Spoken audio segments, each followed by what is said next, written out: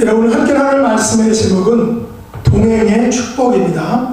우리는 지난 부활주일에 부활하신 예수님께서 무덤을 가셔서 무덤을 찾아온 그 두 여인에게 평안하냐라는 그런 인사를 통해서 그들에게 주신 그 부활을 통한 평안, 또 부활을 통한 무서움으로부터의 해방에 대해서 살펴봤습니다. 오늘 누가복음에는 두 명의 제자들에게 나타나셔서 무슨 일이냐라고 이렇게 물으시면서 예수님께서 그 두 명의 제자들에게 부활을 통한 동행의 축복을 선물로 주신 것을 우리가 살펴보려고 합니다. 누가복음 보면은 네 명의 여인들이 무덤을 찾아갔다라고 이렇게 말합니다. 이 여인들은 막달라 마리아, 또 요한나와 야고보의 모친 마리아, 그리고 다른 여자들이라고 이렇게 되어 있는데, 이들은 예수님의 부활 소식을 11명의 사도와 다른 모든 이에게 알려주었다라는 것입니다. 하지만 이 말을 들은 사도들은 그들의 말이 허탄한 듯이 들려서 믿지 않았다라는 것입니다. 심지어 베드로는 그 말이 믿겨지지가 않아서 직접 확인하기 위해서 무덤에 직접 가게 되는 일까지 있었죠. 우리는 여기서 예수님의 부활 소식을 듣고도 믿지 못하는 그런 사도들을 만나게 됩니다. 이들 부활 소식을 듣고도 믿지 못한 사람들 중에는 오늘 본문에 나오는 엠마오 마을로 가던 두 제자도 있었습니다. 오늘 본문 13절과 14절 말씀 같이 한번 읽어보도록 하겠습니다. 그날에 그들 중 둘이 예루살렘에서 25리 되는 엠마오로 하는 마을로 가면서 이 모든 된 일을 서로 이야기하더라 라고 이렇게 하죠. 그날은 바로 부활절 당일날입니다. 그리고 그들 중에 두 명은 11명의 사도는 아닙니다. 이들이 살고 있는 지역은 엠마오라는 것을 우리가 알 수 있죠. 근데 이 엠마오는 예루살렘으로부터 오늘 본문에 보니까 25리가 떨어진 그런 마을이다 이렇게 말합니다. 거리 계산해서 10리는 약 4km라고 합니다. 그러면 25리는 약 10km 정도가 되겠죠. 그리고 이 10km를 마일로 계산하면 6마일 정도가 됩니다. 남자들이 군대 가서 행군을 하는데 완전 군장을 하고 보통 1시간에 행군을 하는 그 행군 속도가 약 4km라는 것입니다. 그렇다면 예루살렘에서 엠마오까지의 거리는 거리상으로는 6마일 혹은 10km이고 시간상으로 계산하자면 약 2시간 30분 정도의 거리입니다. 그리 먼 거리는 아니라는 것을 알 수 있습니다. 부활절 당일에 여자들로부터 부활 소식을 듣고도 이 두 제자는 믿지 못해서 엠마오 마을로 갔다는 것입니다. 부활절 당일 아침 가장 큰 뉴스거리가 된 것은 역시 예수님의 부활 소식이었습니다. 이 두 명의 제자가 이야기한 그 대화의 주제가 그것을 잘 알려주고 있습니다. 이들은 서로 이야기하면서 문의했다라고 이렇게 말합니다. 그럼 과연 어떤 대화가 오고 갔을까요? 아마 이런 것이겠죠. 자네는 예수님께서 부활하셨다는 소식을 들었는가? 물론 듣긴 들었지. 그런데 그게 말이 되냐? 어떻게 죽은 사람이 다시 살아날 수 있겠나? 그러게 말이네. 아마도 그것은 누군가 지어낸 이야기일 거야. 그냥 가던 길이나 가세.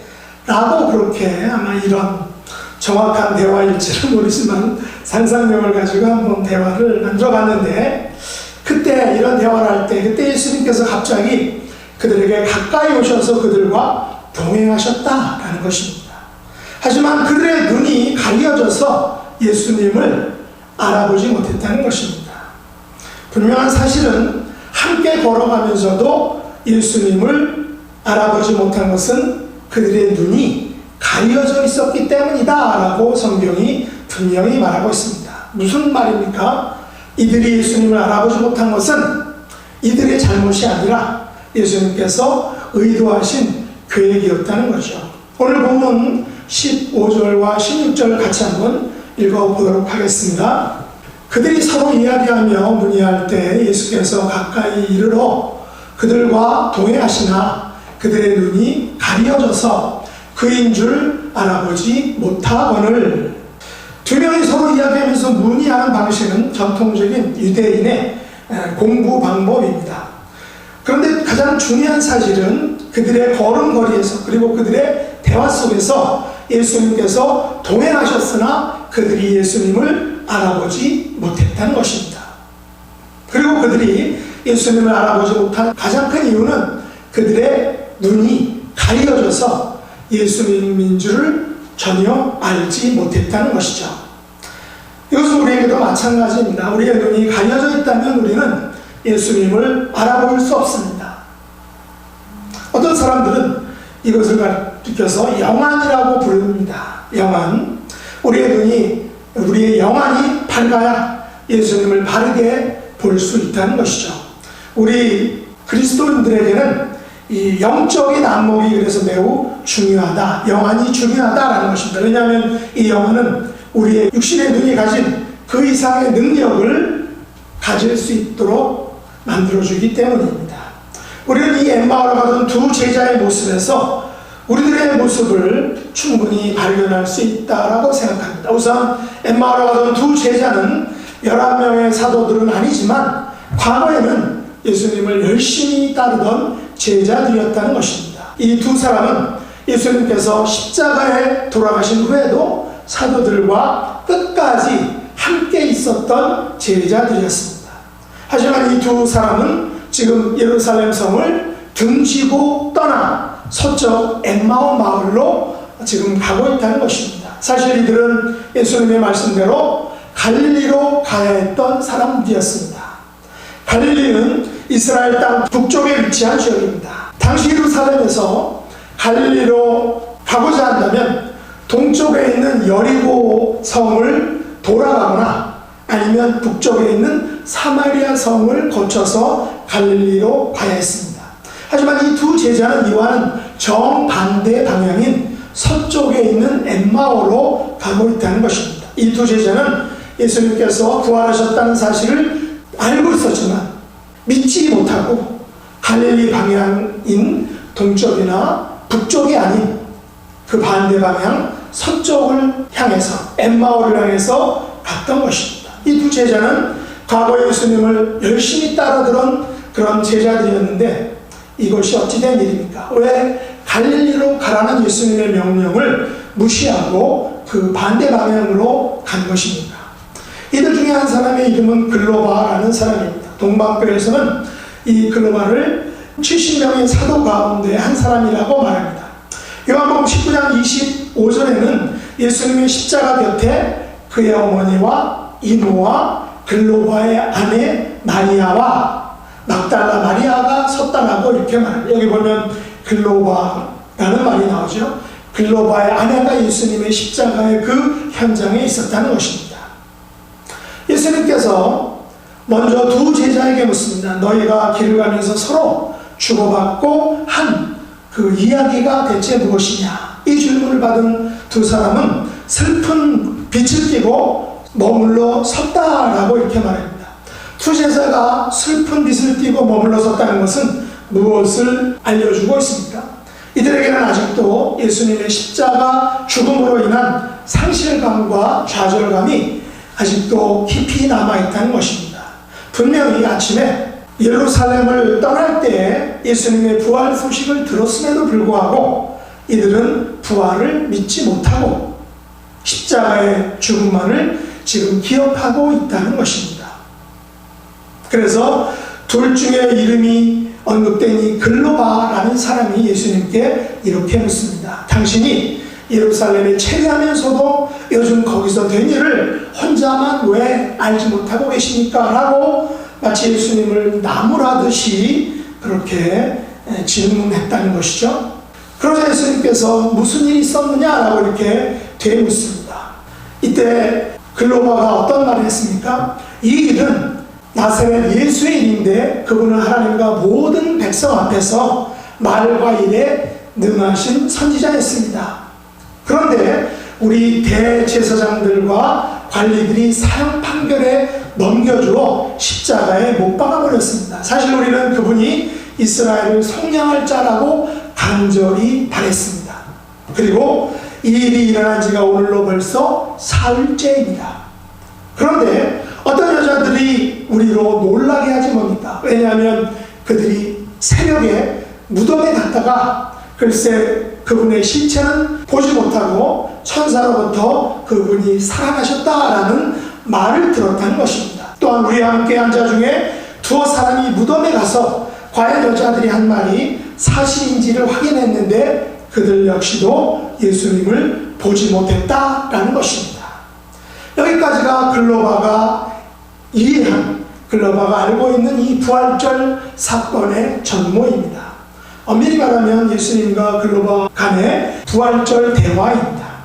글로바는 지금까지 있었던 일들을 그냥 서술하고 있습니다.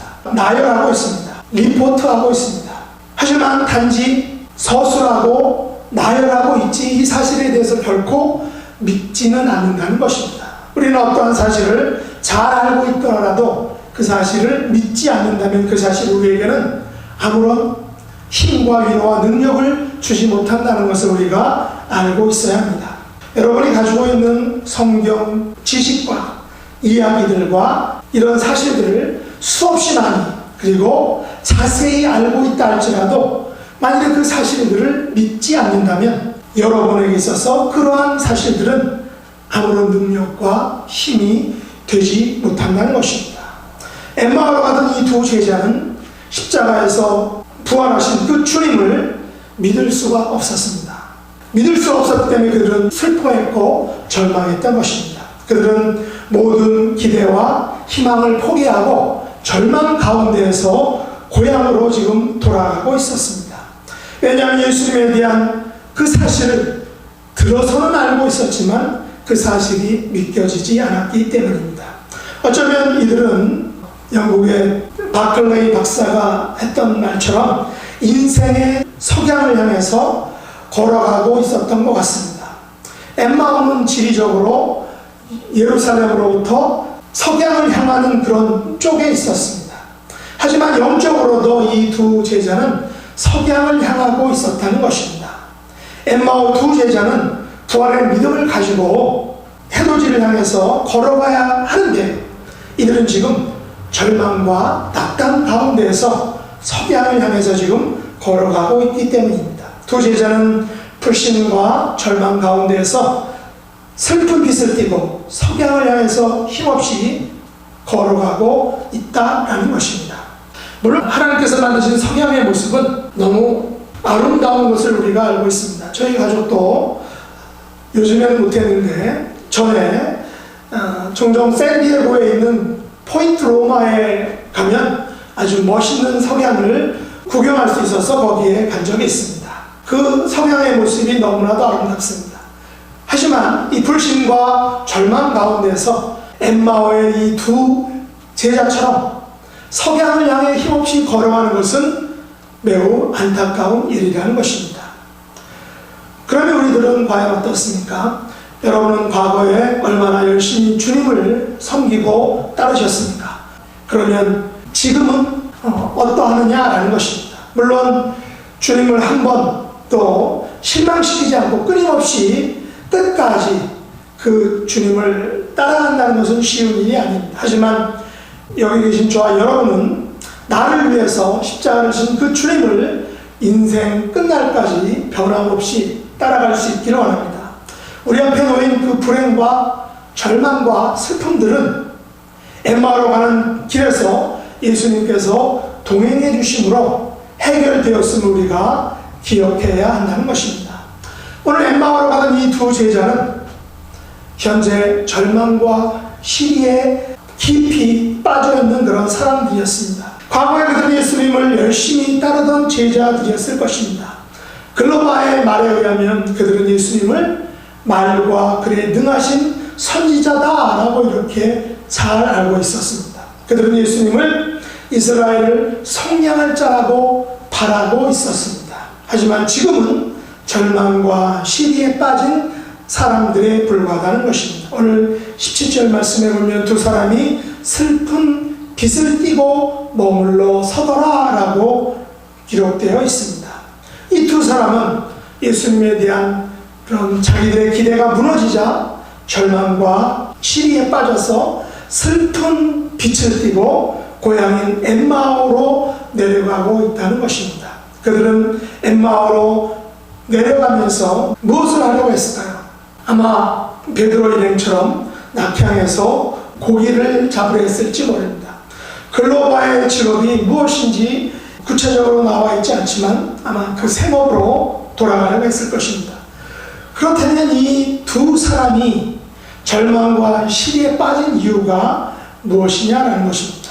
오직 한 가지 이유 때문이라는 것입니다. 그것은 바로 예수님께서 부활하셨다는 사실을 믿지 못했기 때문입니다. 오늘 본문 22절로 24절을 같이 한번 읽어보도록 하겠습니다. 또한 우리 중에 어떤 여자들이 우리로 놀라게 하였으니 이는 그들이 새벽에 무덤에 갔다가 그의 시체는 보지 못하고 와서 그가 살아나셨다 하는 천사들의 나타남을 보았다 하니라.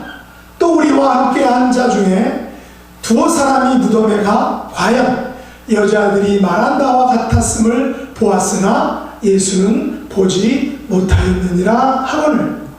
22절에 우리 중에 어떤 여자들이 우리로 놀라게 했다라고 이렇게 말하죠. 글로바를 놀라게 한 것은 여자들이 전하여준 그 부활의 소식입니다.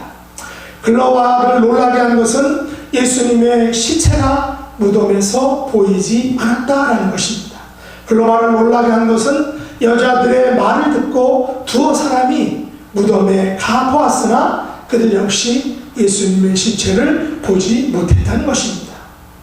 하지만 이것이 정말로 글로바와 그 일행이 놀라야 하는 그런 일입니까? 글로바 일행은 이 같은 사실에 대해서 여러 가지를 듣고 알았지만 정작 그것을 믿지 못하고 있다는 것입니다. 이것들은 예수님께서 이미 전에 말씀하신 것들이었고 성경이 이미 예언하신 것들이었습니다. 하지만 정작 그 말씀과 그 예언들이 자기들의 눈앞에서 현실화가 되자 펼쳐지자 그 사실, 그 말씀과 예언을 그들이 믿지 않았다라는 것이죠. 오늘 25절 말씀에 보면 예수님께서는 이 두 사람을 향해서 그래서 꾸짖으십니다. 미련하고 선지자들이 말한 모든 것을 마음에 더디 믿는 자들이여. 글로바 일행의 잘못은 그들이 미련하다라는 것입니다. 그들이 선지자들이 말한 모든 것을 마음에 더디 믿었다는 것입니다. 왜 그들이 예수님으로부터 이렇게 미련하다라고 꾸중을 듣게 되었습니까? 그들은 성경에 정통하지 못했기 때문입니다. 그들은 성경에서 말한 것들을 정확하게 알지 못했습니다. 그래서 미련하다라는 것은 어리석다는 거죠. 또한 이해하지 못한다. 어떤 사실에 대한, 진리에 대한 개념의 폭이 둔하다 혹은 없다라는 것이죠. 이들은 하나님께서 십자가의 고난과 부활을 통한 그 구원의 길을 전혀 이해하지 못하는 그런 어리석은 자들이었다는 것입니다. 그리고 선지자들이 말한 이 모든 것을 마음에 믿지 않았다는 것입니다. 마음에 믿지 않았다는 것은 마음이 둔해졌다는 것입니다. 둔감해지고 둔탁해진 것입니다. 우리는 여기서 성경을 아는 것과 믿는 것이 전혀 다르다라는 사실을 우리가 분명히 알아야 된다는 것입니다. 물론 믿음은 들음에서 나옵니다. 또 그리고 들음은 성경을 아는 데서 나옵니다. 그러나 성경을 아무리 많이 알고 아무리 많이 듣고 아무리 많이 암송한다 할지라도 그것을 믿지 않는다면 바로 그것은 헛된 것이라는 것입니다. 거기에는 능력이 없고 회복이 없고 치유가 없다는 것입니다. 우리는 성경의 사실과 선지자들의 그 말을 우리가 개인적으로 믿어야 한다는 것입니다. 그렇다면 이 엠마오의 두 제자는 이 믿음의 문제를 어떻게 해결했는가 하는 것입니다. 바로 그것은 예수님께서 그들과 동행해 주셨을 때 이들의 문제가 해결되었다는 되었다는 것입니다.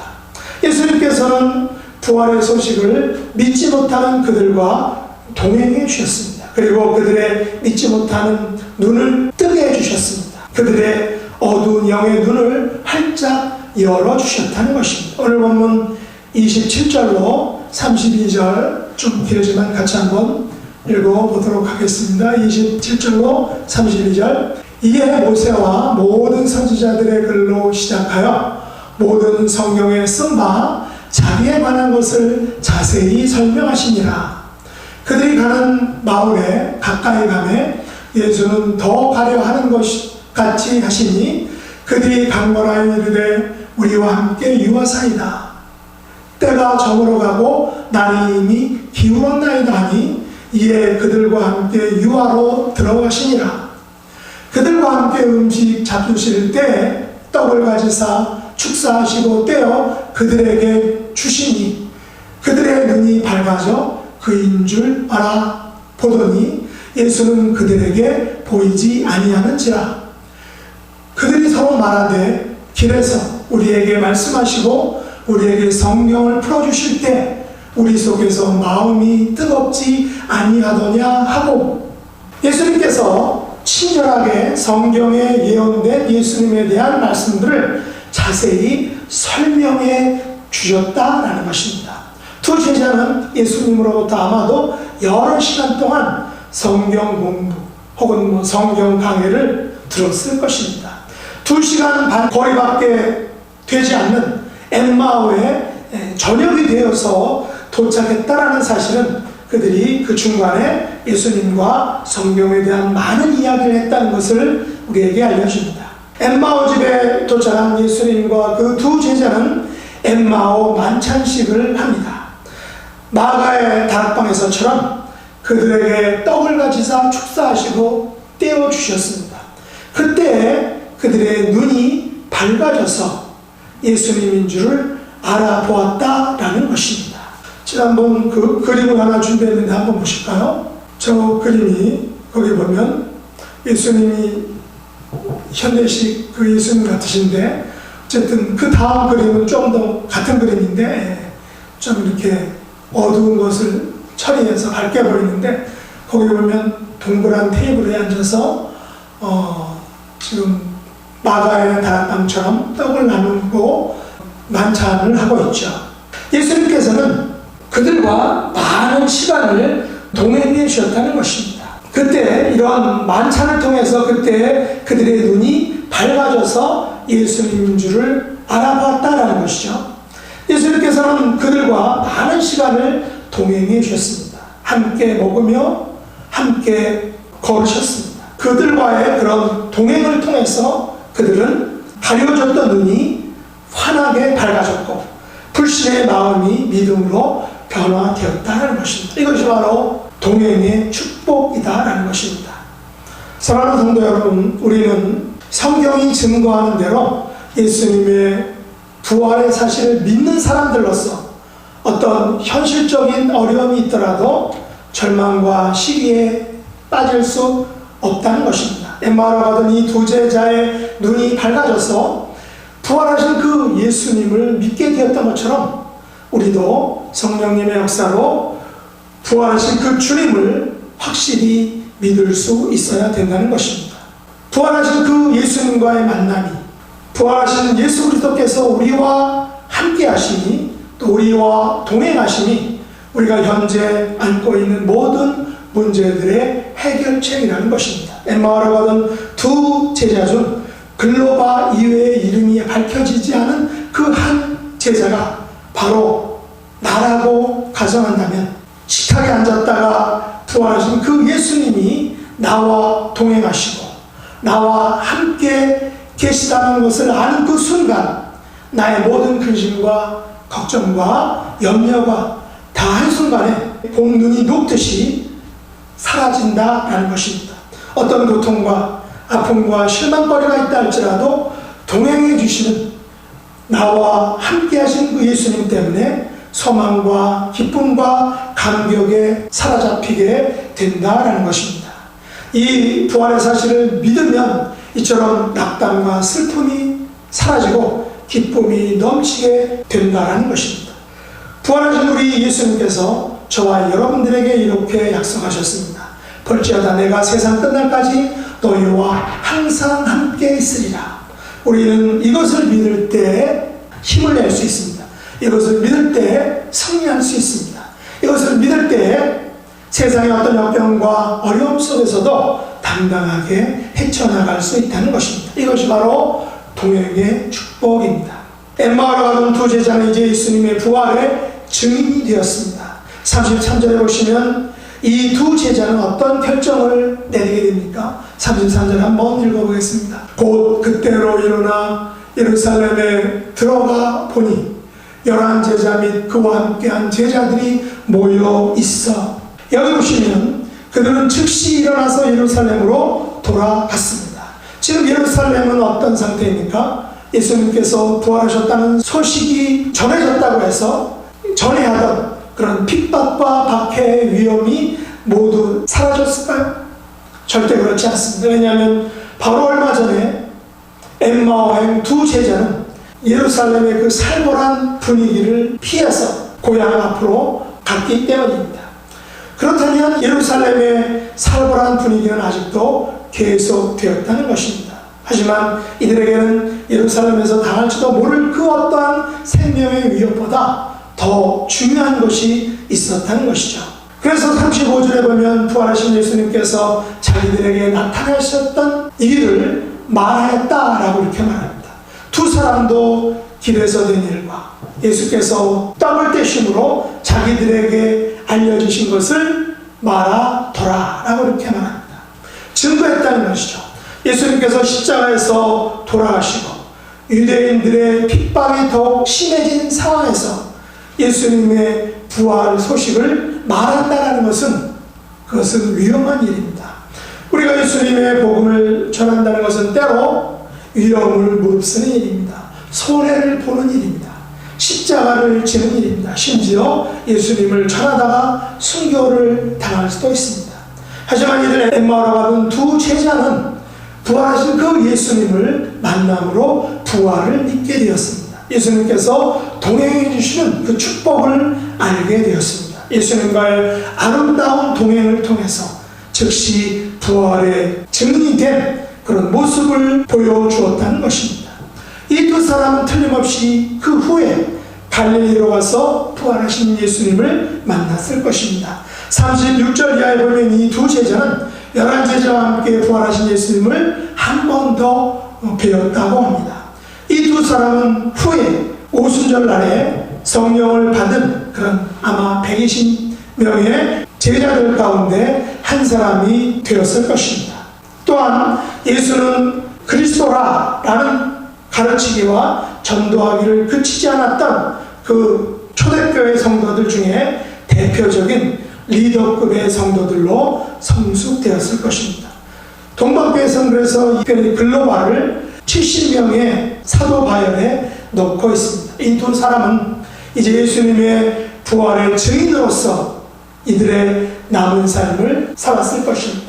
말씀을 맺겠습니다. 사실 엠마오로 가던 이 두 제자가 되돌아간 예루살렘 성은 그들에게는 여전히 무시무시한 그런 도시였습니다. 예수님을 죽인 대제사장들과 서기관들과 바리새인들이 아직도 막강한 권세를 잡고 있던 그런 도시였기 때문입니다. 예수님을 죽인 로마의 군병들이나 그 군중들이 그대로 그곳에 남아 있었습니다. 그럼에도 불구하고 그들은 예루살렘으로 다시 돌아갔습니다. 저녁을 먹고 이제 영안이 띄어졌을 때 그 즉시로 그 밤에 2시간 반 거리의 그 밤길을 걸어갔다라는 것입니다. 예수님의 부활을 믿으면 이처럼 담대해진다는 것입니다. 예수님께서 우리와 동행해 주시면 우리의 삶은 기쁨과 능력이 넘쳐나는 삶이 된다라는 것입니다. 히브리서 11장 35절에 보시면 믿음의 용사들에게는 이런 꿈과 소망과 비전이 있었다라고 말합니다. 같이 한번 읽어보겠습니다. 여자들은 자기의 죽은 자들을 부활로 받아들이기도 하며 또 어떤 이들은 더 좋은 부활을 얻고자 하여 심한 고문을 받되 구차히 풀려나기를 원하지 아니하였으며 우리 믿음의 선진들은 더 좋은 부활을 얻고자 심한 고문을 기꺼이 받았다는 것입니다. 사도 베드로나 바울이 그렇게 담대하게 복음을 증거하고 담대하게 죽음을 맞을 수 있었던 것은 바로 그들이 가진 부활신앙 때문이었다는 것입니다. 지난 주 4월 12일 부활주의를 지낸 우리 모두는 예수님의 부활의 사실을 굳게 믿음으로 믿음의 성도들처럼 담대한 부활의 신앙인의 삶을 살 수 있는 저와 여러분 될 수 있기를 예수님의 이름으로 축복합니다. 기도하겠습니다. 하나님 아버지, 부활의 기쁜 소식을 믿지 못하여 엠마오로 가던 두 제자를 친히 찾아가시고 그들과 동행해 주시고 그들에게 성경 말씀을 가르쳐 주시고 엠마오 만찬을 통해서 그들의 가려진 눈을 환하게 띄워주신 것을 감사합니다. 부활의 주님께서 두 제자에게 동행의 축복을 베풀어 주셨던 것처럼 오늘날 저희들에게도 부활의 주님께서 성령 하나님을 통하여 베풀어 주시는 동행의 축복을 누리는 은총을 허락하여 주시옵소서. 남은 생애를 두 제자처럼 부활의 증인들로 사는 복된 생애가 되도록 은혜 베풀어 주옵소서. 예수님의 이름으로 간절히 기도드렸나이다.